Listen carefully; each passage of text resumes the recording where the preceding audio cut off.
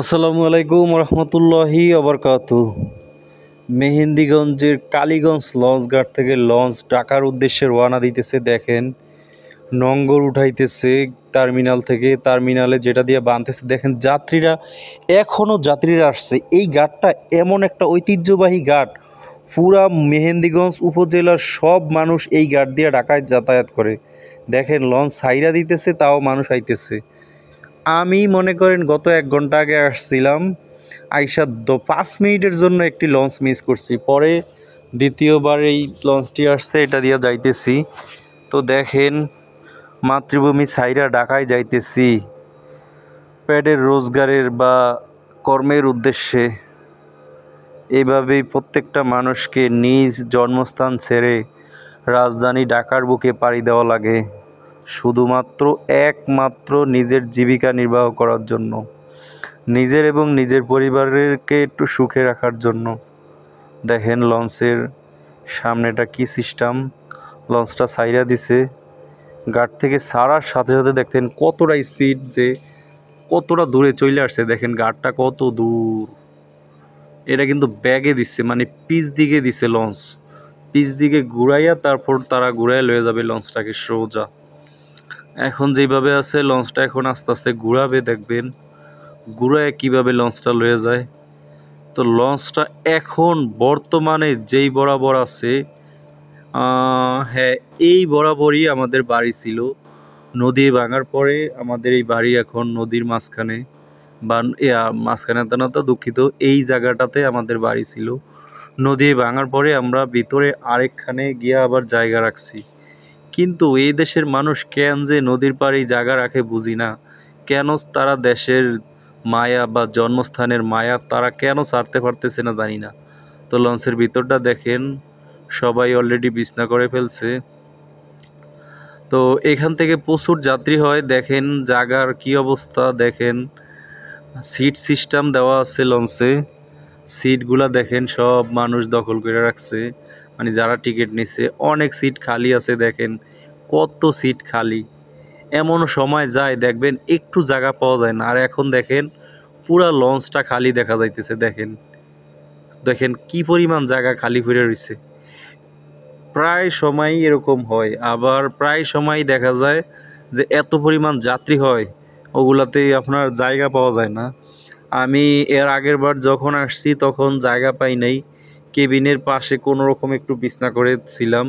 কিন্তু এইবার খুব ভালো বিছনা নিছি। দেখেন লঞ্চের মেশিন যেগুলার দ্বারা লঞ্চ চলে, দেখেন ওই যে মাস্টার বৈশা আছে, মাস্টার বলে না কি বলে জানি না, লঞ্চের যারা মেশিন পরিচালনা করে।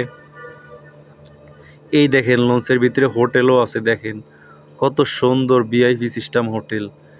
এখন মানুষজন কেবল লঞ্চে উঠলো, কিছুক্ষণের মধ্যেই রান্না বাড়া শুরু হয়ে যাবে। তো সারাদিন এখানে মানুষজন খাওয়া দাওয়া করতে পারবে। লঞ্চে যারা ভ্রমণ করছে বা লঞ্চে যারা যাতায়াত করছে তারা জানে। দেখেন এই যে লঞ্চ ঘাটের টার্মিনালটা জুম করে দেখাইলাম, অনেক দূরে আমরা চলে আসছি আমাদের জন্মভূমি থেকে। দেখেন চলে যাইতেছি ঢাকার উদ্দেশ্যে।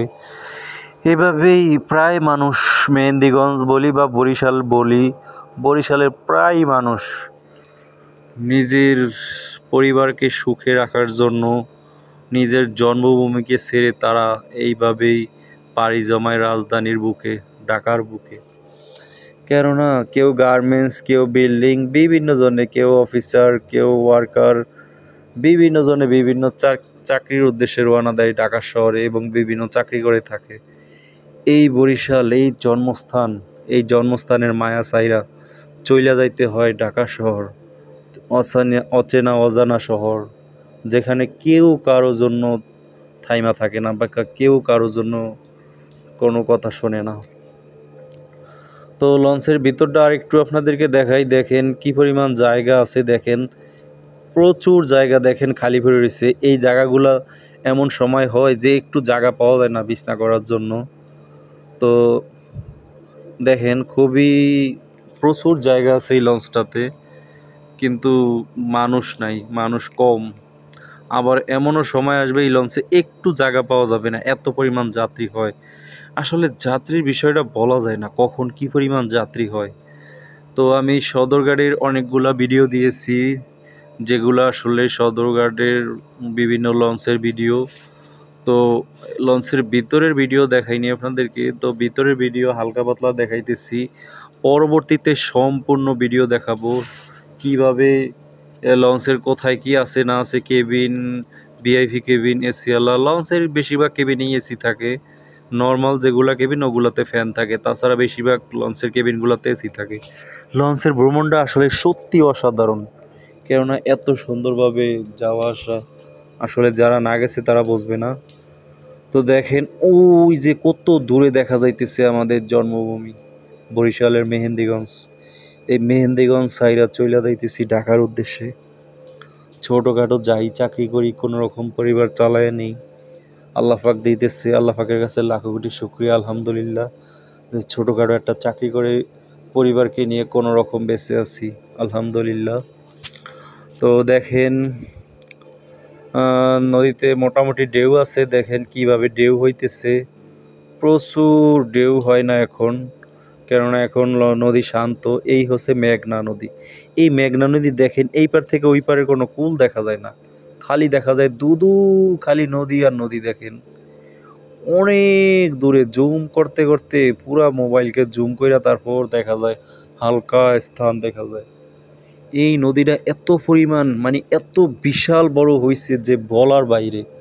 এই নদী নালা খাল বিল এই নিয়া বরিশাল, এই বরিশাল এত, এই নদী নালা খাল বিল বাই যাই বলেন এগুলোর জন্যই ছাড়া হয় না। কেননা অনেক আগেই যদি ঢাকা শহরে চলে আসতাম, ঢাকা শহরে বাড়ি করতাম বা জমি রাখতাম, তাহলে হয়তো অনেক টাকা বাইসে যেত। কিন্তু দেশে থাকছি, একখানে নদী ভাঙছে আবার আরেকখানে রাখছি। তো দেখেন কি বিশাল নদী। এই নদীতে যখন ঢেউ হয় বা যখন বাতাস ছাড়ে, এই নদীর পানিগুলা উতল পাতল করে, তখন এক একটা ডিঙ্গি নৌকা তখন এই ঢেউয়ের তলে পইরা থাকে, বোঝাই যায় না ডিঙ্গিটা ডুবছে নাকি আছে। তো কেমন হইলো আমাদের এই লঞ্চের ভিডিওগুলো অবশ্যই আপনারা জানাবেন, সবাই কমেন্টস করে জানাবেন। এতক্ষণ দেখছেন, দেখতে থাকেন। ধন্যবাদ সবাইকে, ভালো থাকবেন, আল্লাহ হাফেজ।